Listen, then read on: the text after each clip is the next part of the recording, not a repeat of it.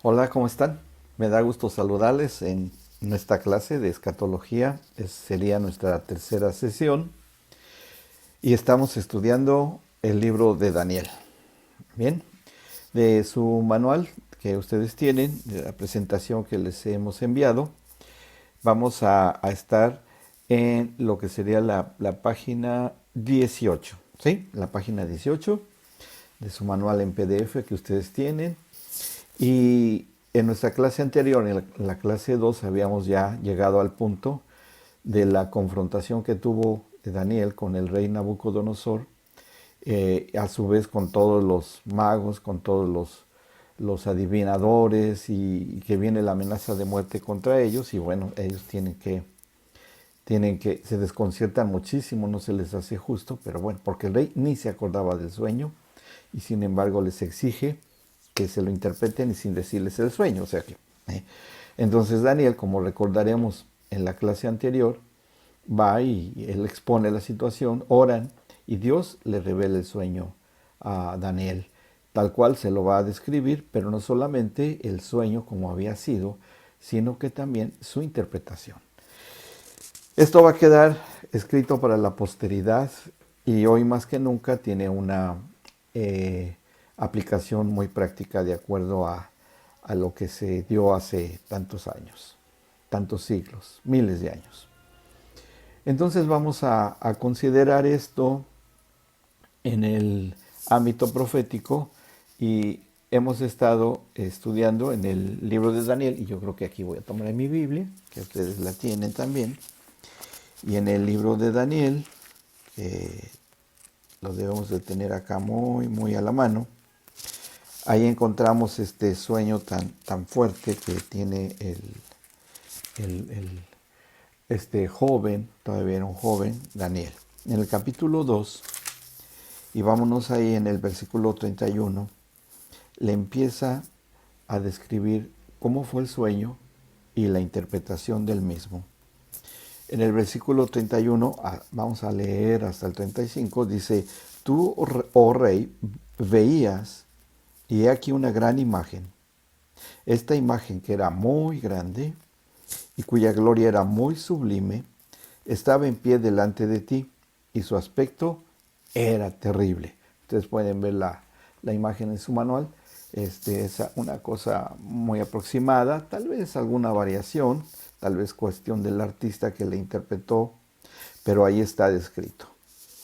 Dice, era muy terrible. 32 dice, la cabeza de esta imagen era de oro fino, su pecho y sus brazos de plata, su vientre y sus muslos de bronce, sus piernas de hierro, sus pies en parte de hierro y en parte de barro cocido.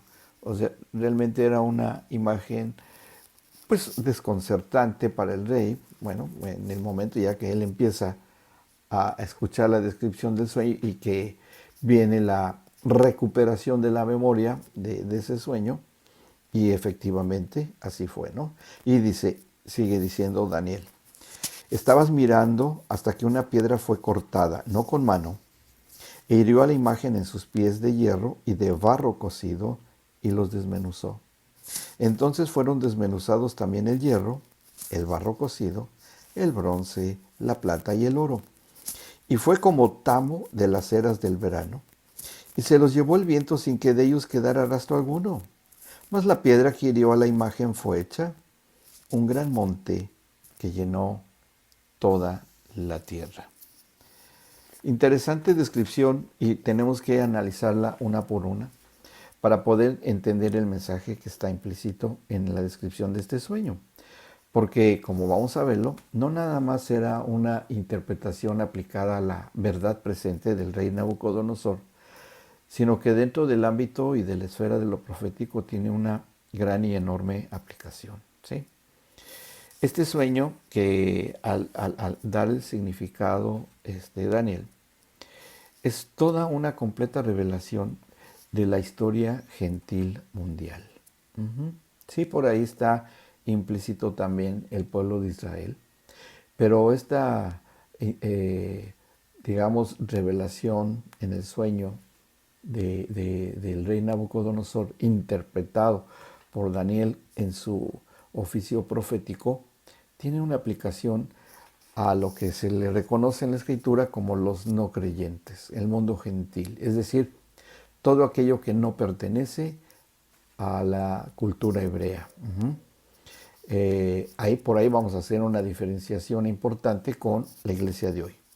Pero de que esto fue dado como un acontecimiento mundial al pueblo gentil, indudablemente que lo es.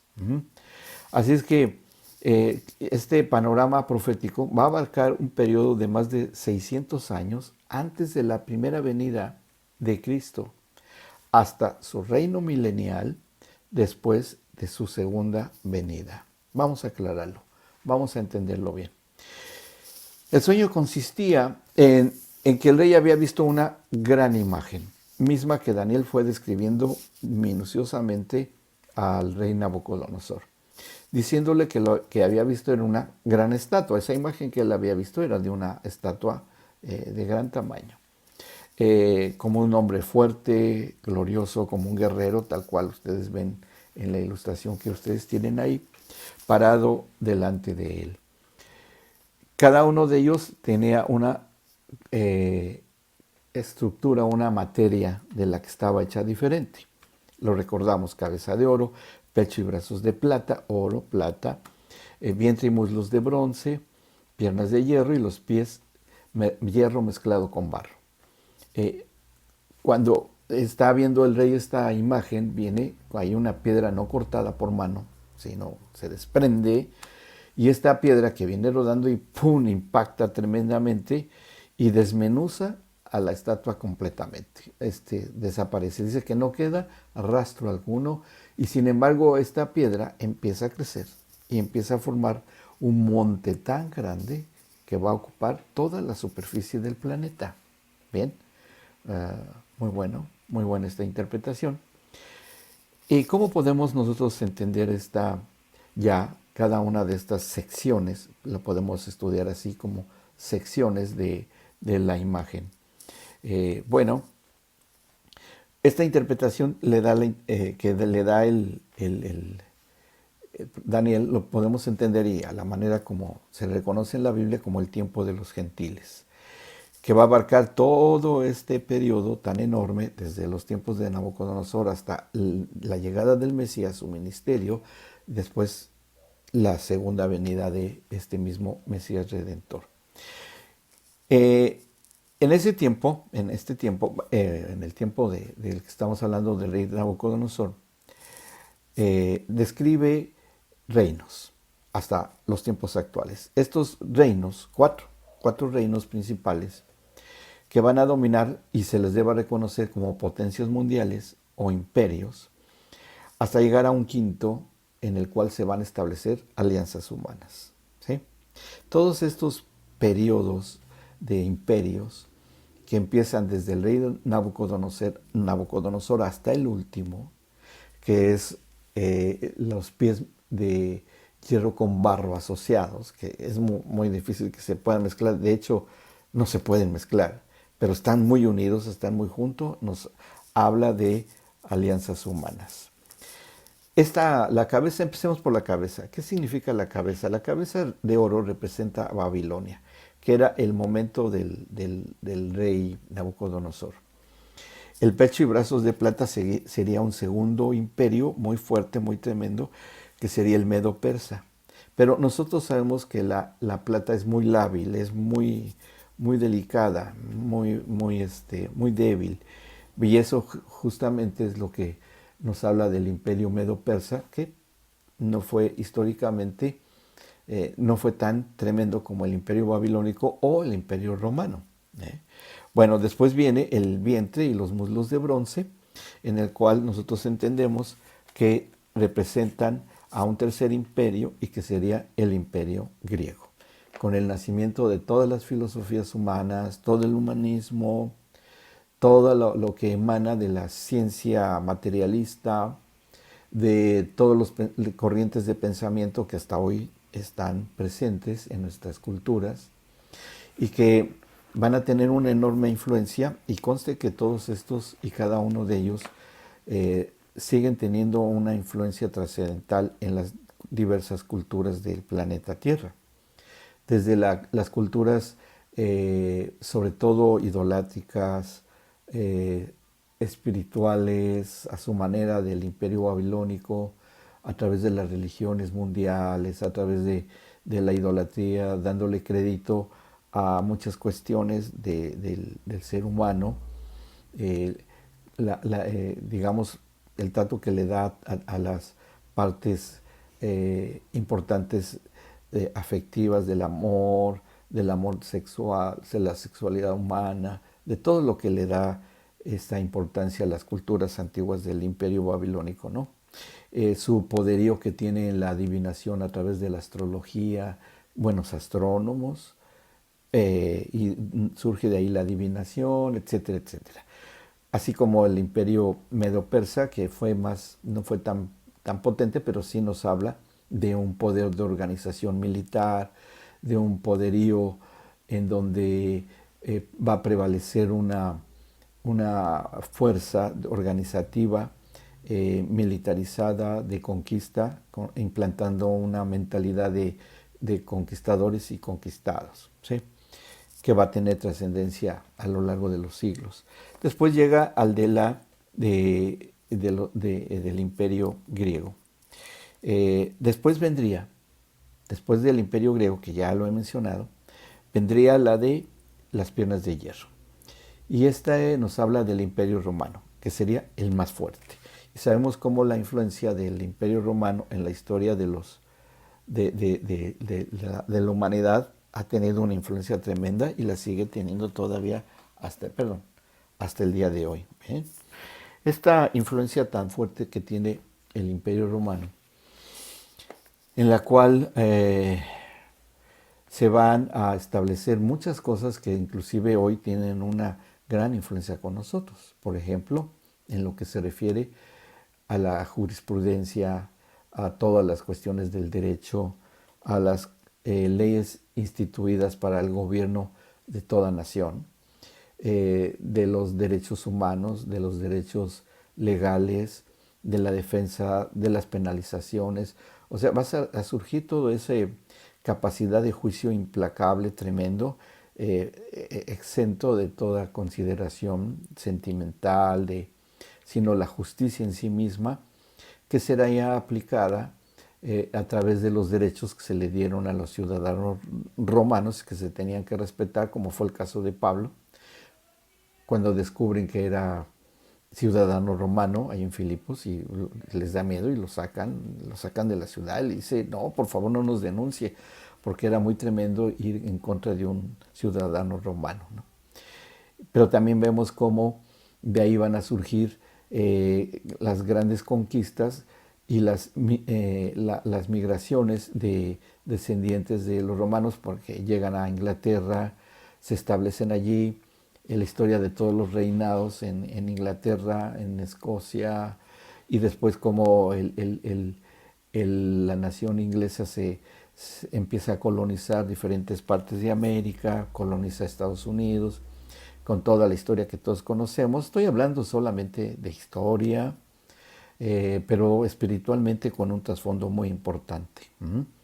Y cómo después de esta llegada a estas tierras de América, sobre todo de América del Norte, empieza también una influencia fuerte sobre todo el resto del continente americano, ¿no? O sea que la esencia y el espíritu anglosajón que viene desde el Imperio Romano se va a extender y a dominar en esencia y espiritualmente hablando hasta el día de hoy, hasta nuestros días.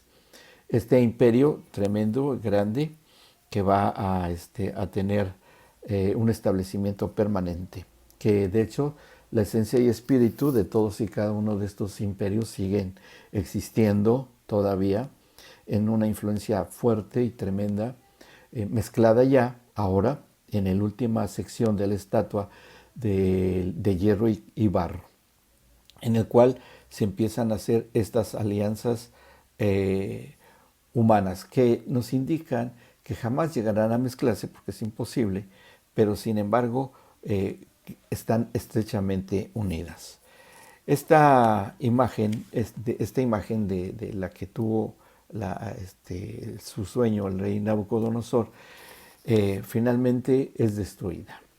Es destruida en el cual se desprende sobre una cantera, va rodando y cuando llega y destruye lo que sostenía la influencia de todos estos enormes imperios, se derrumba.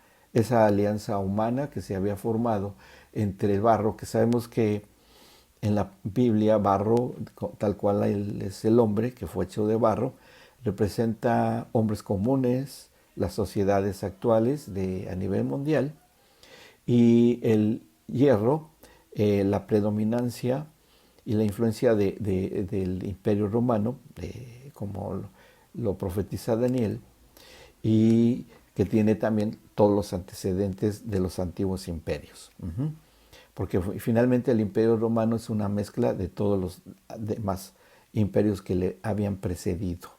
Así es que, aun cuando el Imperio Romano, el espíritu del Imperio Romano, siga teniendo una presencia hasta la actualidad, pero que finalmente en la profecía de Daniel, y él es el que lo dijo, no lo digo yo, él lo dijo, si quieren reclamaciones, pregúntenle a él, se van a hacer estas mezclas y estas relaciones mundiales del espíritu y la esencia del Imperio Romano con alianzas de hombres. Hombres que pueden ser cualquier sociedad actual. Todo esto que se va a dar de que viene esta piedra y se establece un reino eterno, esta roca que destruye esta sustento de todos estos antiguos imperios, nos está hablando en una interpretación profética de la piedra angular, de la roca angular que llega y destruye todas estas alianzas. Y que es lo que finalmente va a hacer que se derribe esta acumulación de imperios. Y bueno, esto nos está hablando de que nos da toda la impresión de que sea el reino milenial de Cristo, como se plantea en el libro del Apocalipsis, que está escrito ahí, y en Apocalipsis capítulo 19, capítulo 19 desde el versículo 11, después hasta el capítulo 20, versículo 6, ¿sí? En donde se pone fin a estos imperios paganos de este mundo, y al final se establecerá un mundo, un reinado que nunca terminará. En la página 21 de su manual, ahí vemos una descripción muy bien ilustrada de todos y cada uno de estos imperios. El de Babilonia, Nabucodonosor, el Medo-Persa, que Persia fue más dominante que el imperio Medo. El griego o helenístico, que es la época de los grandes librepensadores, de los pensadores, el romano, el último gran imperio, y las alianzas humanas. Vamos a la página de su manual, la 22, perdón, estamos en la 22. En la 22, la anterior fue la 21. En épocas que son históricas, el babilónico del 606 al 538 a.C., el medo-persa del 538 al 331 a.C., en esas épocas se dieron estos imperios. El griego del 331 a aproximadamente al 168 al 146 a.C., que fue cuando tuvo su mayor esplendor y su mayor influencia en su tiempo. Hasta el Imperio Romano, en el 168 al 146 a.C., hasta el 476 después de Cristo, en el cual ya prácticamente el Imperio Romano históricamente ya no tiene el mismo poderío. Todos estos 4 reinos que se fueron dando en el orden en el que Daniel lo dijo. Así fue. Él lo dijo en ese tiempo, durante el Imperio Babilónico, en esa fecha que he mencionado, y lo describió tal cual y se fue dando. O sea, esto es histórico. Esto no es que se esté suponiendo que se... No, no, se dio tal cual. Se cumplió con una extraordinaria exactitud. Entonces, exactitud profética del Imperio Romano, que fue justamente cuando nació el Señor Jesucristo, se simboliza por estas dos divisiones que hemos mencionado el hierro y el barro, ¿sí? Roma, que en ese tiempo era el gran imperio mundial, al menos en las latitudes geográficas donde Daniel era originario, va a surgir con un gran poder, que el llamado imperio romano después sufriría una transformación en Constantinopla hasta convertirse en el imperio del Medio Oriente, de Oriente o el imperio bizantino, que anteriormente había sido reconocido como el imperio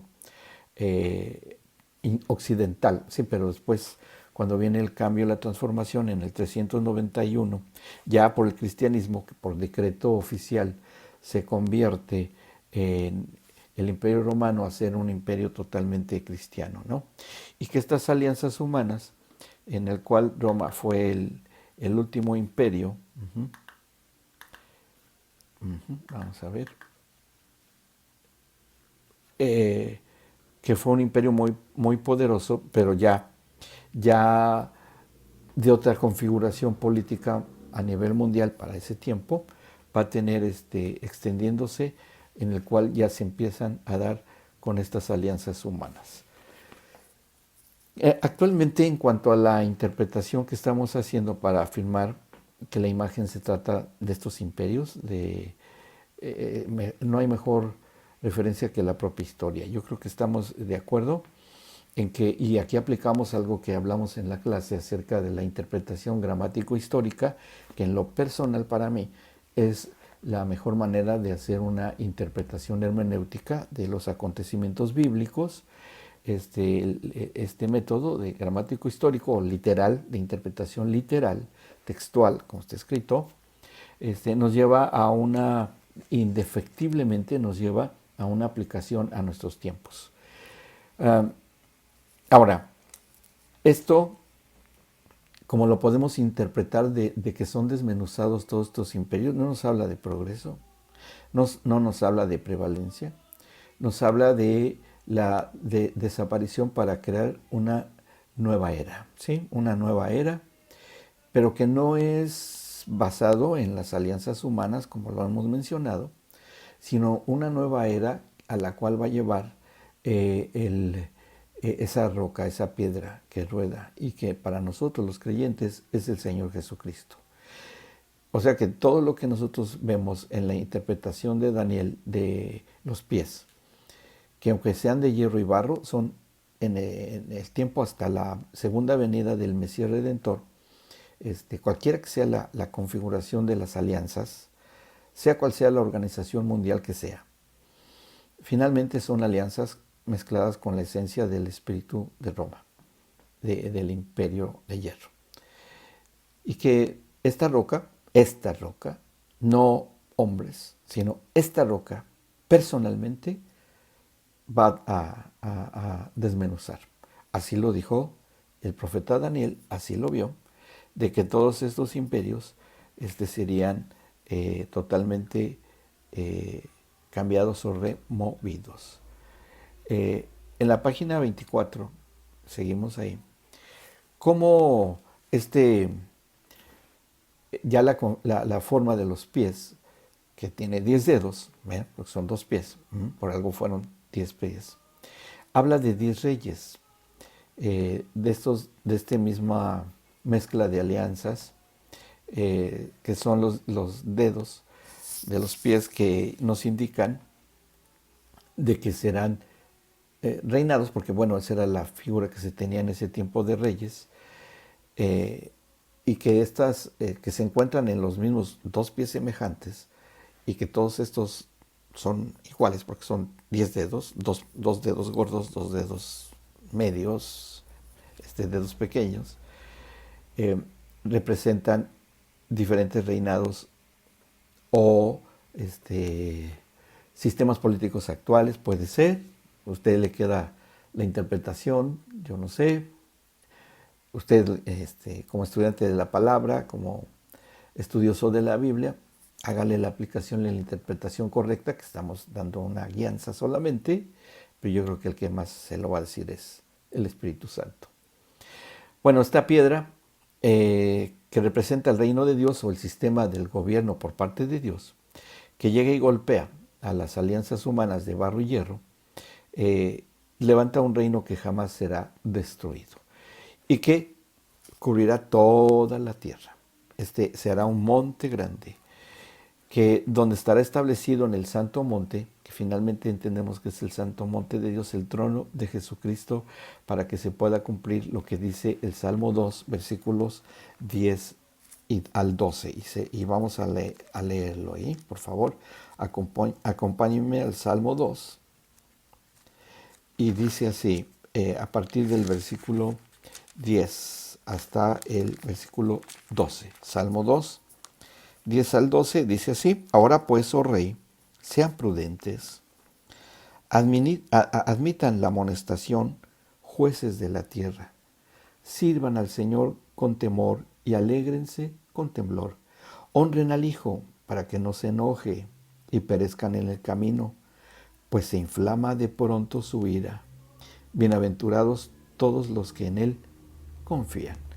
Hace una advertencia puntual con una concesión de oportunidad, de misericordia, de arrepentimiento. Porque, dice acá, honren al Hijo de Dios, al Mesías. Porque si no, aquí yo lo leo como dice, honren al Hijo para que no se enoje y perezcan en el camino, pues se inflama de pronto su ira, de repente, momentáneamente. Interesante el mensaje profético de Daniel, de este sueño que él tuvo y que finalmente lo que prevalecerá será el reino eterno del Mesías prometido, que es para nosotros Jesucristo, el Mesías Redentor. Ya el programa para el pueblo de Israel tiene una configuración diferente y llegará su momento en que se entienda. Por lo pronto a nosotros, como estudiosos de la Biblia, de lo que se ha escrito y se ha estudiado por siglos, eso es lo que queda instalado en nosotros, en este anuncio profético aún para estos tiempos. Aplíquelo usted a la verdad presente, a la realidad de hoy. Y si bien no es un mensaje catastrofista, de dolor y sufrimiento y ya se acabó todo, no. Es un mensaje de esperanza, es un mensaje de que hay solución, de que hay salvación. En el clamor del dolor y sufrimiento de las naciones debe estar el clamor al Mesías Redentor para que sea rescatado, resguardado, sea salvado el que clame a Él de todo su corazón. Entonces, es una cuestión de fe, porque estoy hablando de un ámbito profético y eso tiene mucho que ver con la fe.